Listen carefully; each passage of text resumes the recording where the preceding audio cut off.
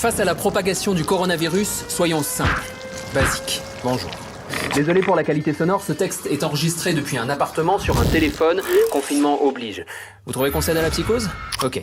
Le coronavirus a une considérable avance sur nous. Il progresse masqué derrière une fausse perception de la réalité. Pour connaître le nombre de malades, il y a deux façons de compter. D'un côté, les cas officiels, testés et donc déclarés, et de l'autre, les cas réels, des personnes contaminées et contagieuses, mais qui parfois n'ont même pas le moindre symptôme. En Chine, entre le 8 décembre et le 22 janvier, 444 cas sont officiellement recensés. Dans les semaines qui suivent, les malades affluent dans les hôpitaux chinois. Parmi eux, de nombreux cas sont diagnostiqués positifs. Les équipes chinoises leur demandent à quand remonte l'apparition des symptômes. Et ils découvrent ainsi, après coup, une estimation des cas réels sur cette même période. Environ 12 000.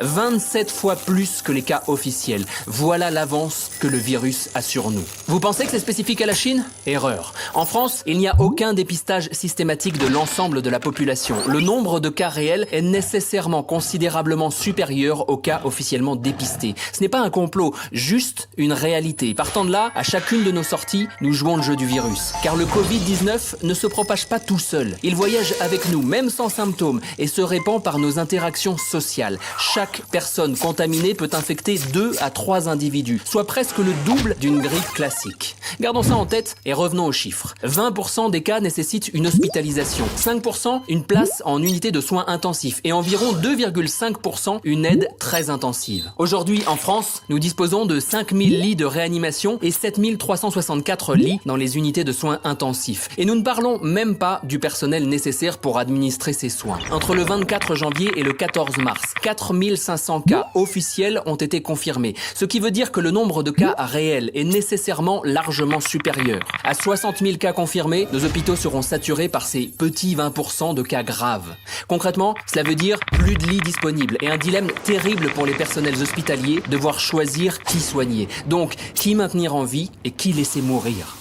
Dernier détail, le taux de mortalité de la grippe saisonnière est de 0,1%. Celui du coronavirus varie entre 0,5 et 5%. L'écart est simple à expliquer. Dans les pays ayant appliqué rapidement un confinement strict, comme la Corée du Sud, le taux de mortalité est sous les 1%. Dans les autres pays, comme l'Italie ou l'Iran, il varie entre 3 et 5%. Tarder à se confiner, c'est augmenter le nombre de morts de plusieurs milliers, voire dizaines de milliers.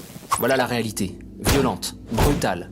Il n'est même plus question aujourd'hui d'empêcher la surcharge des hôpitaux, c'est sans doute déjà trop tard. Par contre, nous pouvons toutes et tous limiter cet engorgement, en limitant radicalement toutes nos interactions sociales. Toutes. C'est l'unique moyen de contenir la propagation du virus. Restez chez vous, c'est impératif. Et ne sortez que pour l'essentiel. Vous aurez peut-être l'impression de vous isoler, mais aucun acte ne sera plus collectif et solidaire que celui-ci.